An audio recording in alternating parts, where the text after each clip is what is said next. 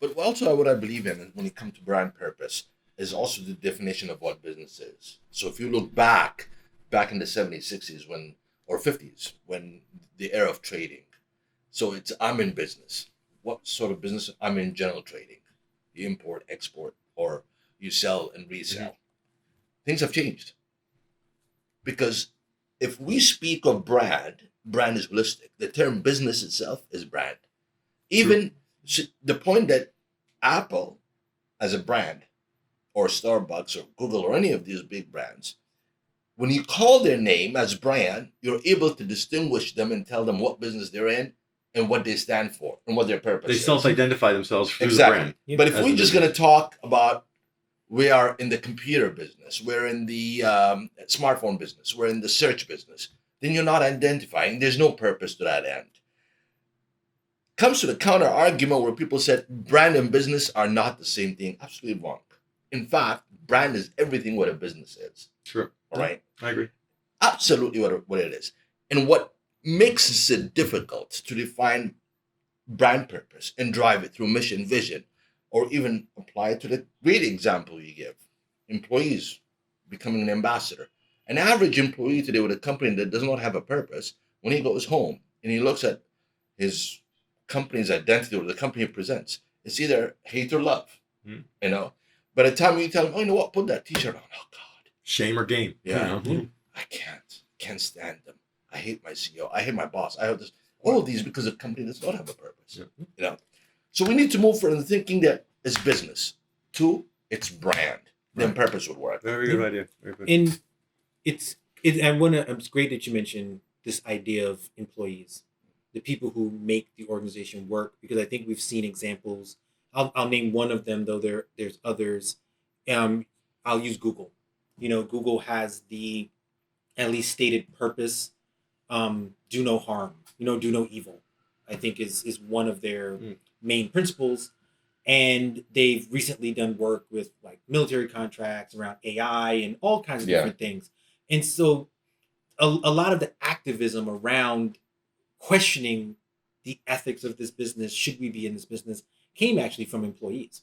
Mm. Employees, you know, having Voicing their opinion. yeah, voicing their opinion, making that opinion public, raising their hand within the organization, Challenging and the status quo, challenging. yeah. So, as much as we do have a mandate to be concerned about the top of the organization, the CEO, the board, the people who are C-suite level, how does one see creating an organization that embraces what the employees are saying and how that impacts your purpose? Because they're the ones actually carrying this all out, right? They're Yeah. the foot soldiers, But for lack of a better in term. this argument, I think the issue is the leadership. You know, Yeah, of course. If leadership does not, if the leadership sets himself on top and creates a division between each of the business lines, then definitely the way it goes, it trickles down. It would affect the bottom line. When it affects the bottom line, even forget the performance, even the quality of work that comes out, whether if it's a product or service, it threatens all stakeholders, right? Mm. Now, when you look at the employee himself, right, and nature looking for a job, I work for Apple.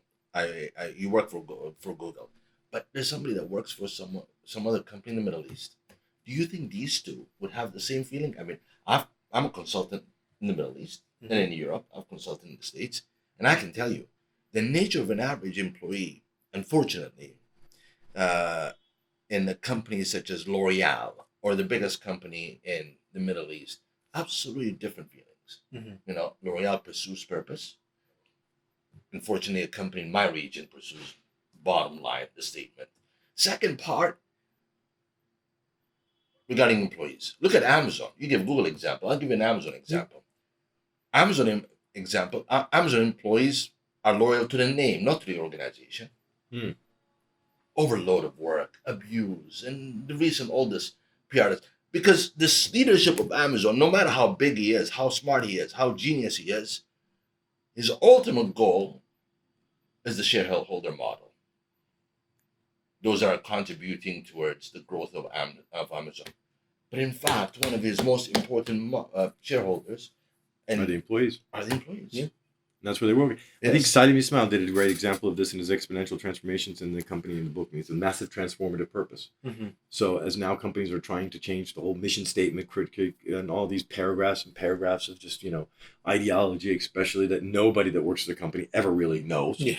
Or has ever reads. really Or reads. takes a look at. Or Yeah. takes a look at because it's just too embrace, blah, blah, blah, blah, blah, blah. So it comes down to a very simple line, massive transformative purpose. For example, on my LinkedIn, I have a massive transformative purpose that I've identified, and that is perfecting humanity's coexistence with technology, nature, and itself. That's got to be like my massive transformative purpose. So any endeavor I take, any job I do, does it help perfect humanity's coexistence with nature, technology, and itself? If that's the case, that's perfect. So something as simple as that. I mean, I've used many examples. Coca-Cola's got one, and a bunch of them. They just slipped off. I don't want to say the wrong ones, but they come to the point where if it is so simple and straight, and it gives every clarity, it can be asked to the lowest person on the totem pole, employee, and if he says it, he'll be able to assess his job as falling within that category or out of it. For example, I use Disney, which was one of them. It's not this, but I use one of the examples. It's make people smile. So you go to the Disney guy, if he's in the park and he's the trash guy, and he's got to pick up trash, is he going to barrel through a crowd of people and make them all upset because he's trying to get the trash? Or is he going to focus on the massive transformative purpose of make people smile? So he's going to make people smile. That's going to help go all the way up to the top. Mhm. Absolutely. So that's the kind of key thing that every company needs as a purpose, clearly stated at every level, so that they can just ask themselves and realign directly at that moment with whatever they're doing to fit that agenda. But on the thought of Disney, the reason Disney has a great purpose because there's a great passion behind that purpose. Well, that's again like Amazon. You're saying they're more loyal to the brand than they are to any of the leaderships, which is, I think, a great example of a company that has achieved purpose. Is when your employees are more loyal to the brand than they are to the management or Because to any other aspects. because the brand name reflects for them to get a job elsewhere. So loyalty is to the name. But how not do to the you build organization. those? How do you build that into, like, if you're that person on the front line in Disney, right, and you're not the head of Pixar, right? So you're not doing the cool, fun thing that we think of when we think of Disney, right? You're not on screen, But there's you're not passion, whatever. Phil. But I'm Great saying, passion. how do you as an organization like a Disney, build that in to their normal process, right? Like to make even that person that you mentioned that is responsible for a task that is important, right? Because it is important to make the park appearance clean and safe and a welcome environment. So But it's not at like the expense of the people going there to have fun. yeah, exactly, right? So how do you build in a system that allows that to become a real part of the ethos of the company beyond just saying it in a document that people aren't going to read? It's nothing that happens really overnight, but I think it's something that's prevalent in a lot of companies way before, in the very beginning, before they even start. And that's one thing that is this. I've worked with a lot of HR departments, and I think HR is one of the most antiquated departments in any company right now. I think it's actually probably the least invested in, the least maintained, least, Absolutely. HR director is And just somebody that I'm a brand guy and I advocate a lot for HR because people are the one that build brand. Yeah, it's in the name, right? Yeah. Human resources. So yeah, exactly. So I mean, you think about it, and you think about how much time and effort or detail, or how much actual value is put into hiring an HR director or the person at the top of HR. I honestly think the CEO should be more HR director at this time and age, at this point in time, than anything else. Because it's who you're hiring and how you're hiring them at the very beginning that sets your momentum and course. But even as a CEO, if you distance yourself from all levels of employees, you're not building an organization.